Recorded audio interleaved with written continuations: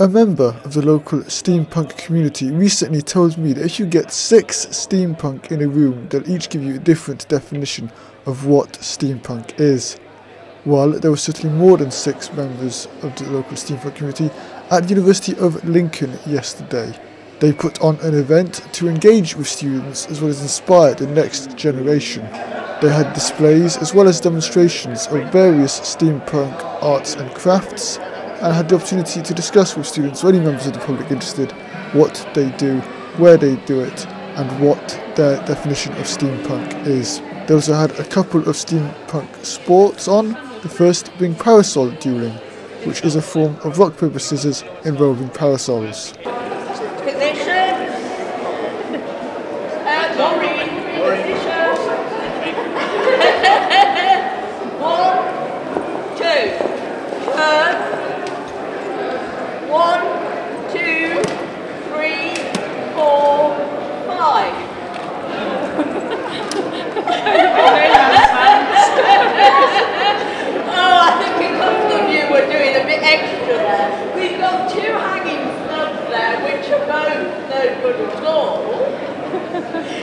You were a bit after the count, weren't you?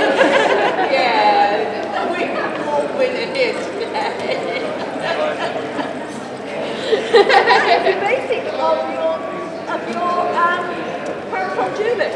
Another sport on display was tea dueling, a form of competitive biscuit dunking and a way that steampunks often settle arguments between each other. The aim of the game is basically you're playing chicken with dunking biscuits.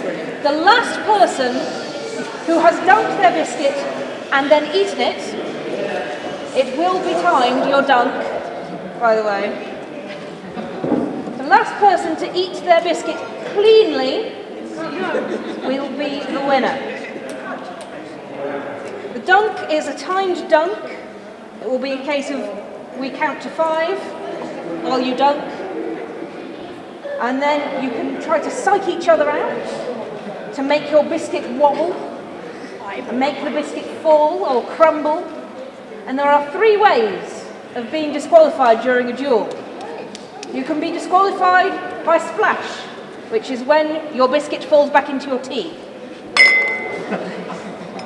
You can be disqualified by splat, which is when it lands on the table, or the saucer, or the doily, whatever. Or you can be disqualified by splodge, which is when it lands on your person. 1, 2, 3, 4, 5. Oh, we've got a wobbler. Yes, we have this wobbler. Now you see, some people stare at their biscuit, trying to manipulate the molecular structure. They're trying to be Jedi. Yeah, yeah. Oh, I win! 1, 2, 3. 1, 2, 3, 4, 5.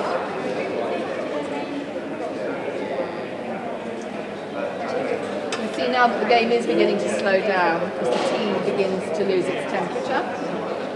Oh, there's a little bit of wobble. Oh, there is a wobble. Yes. There is a wobble. Yeah. Oh, clean nom from Hannah. Oh, well played. Oh, clean nom from Hannah. Oh! Well done. 1, 2, 3. 1, 2, 3, 4, 5.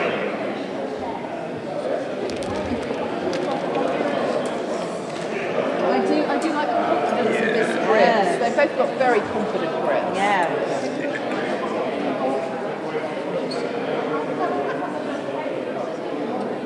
Oh! On the brink. Oh! Wow! Sir, you get marked for style.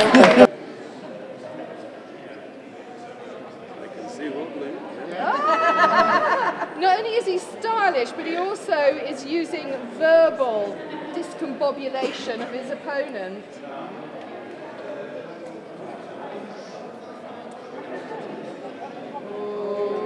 It's getting close now. Very close. Oh!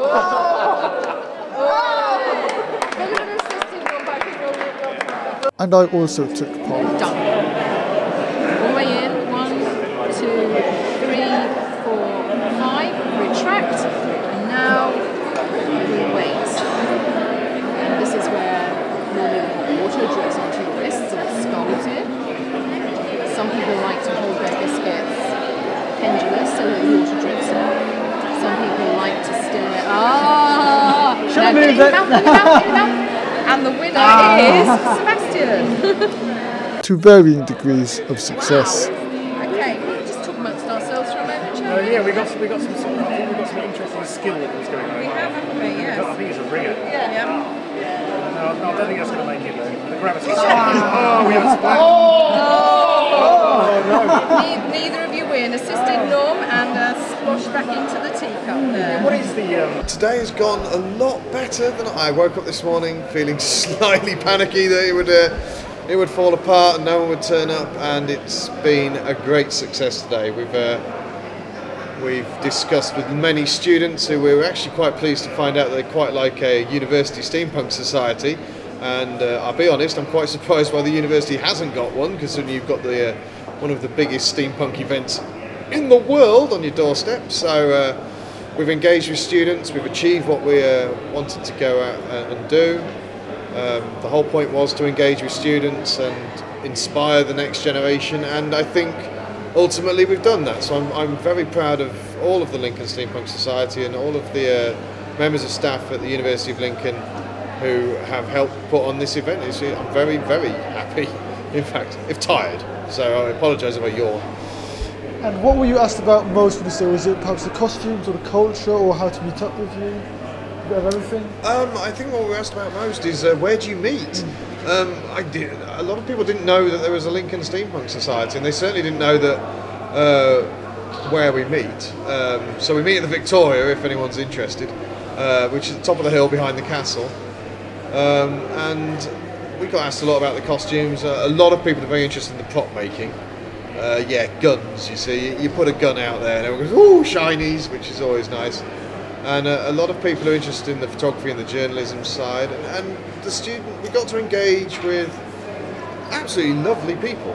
And I think it's nice that, a student between 18 and 21 maybe comes up and talks to us, and for them to see steampunk as for this great sort of movement that it is, and to see it in such a good and positive light, can only be a beneficial thing for Lincoln, and it can only be a beneficial thing for us as steampunk and also the University of Lincoln. I think hearty backslaps all round. And following on from today's success, what have you got planned for the future? I know you've got the festival obviously in a few months' time, but are there any? What's planned for the future? Sleep. I sleep and beer at the moment, so I'm going to go and have some sleep, and I think we're going to sit down, have a bit of a debrief about what problems we came across, and obviously it's the first time event, so we haven't everything, and we're going to start planning next year's. That's the plan now. We're going to start planning next year's, and we're going to give ourselves a bit more time than 6 weeks or something. We're going to go work on 6 months, and we'll see if we can put on a bigger event for the students next year, and we hope to see you all again. Hopefully you'll all come back to us. If not, we'll see you at the pub on a Wednesday evening, 7:30 onwards. Sebastian Edgington-Cole, Siren FM, Lincoln.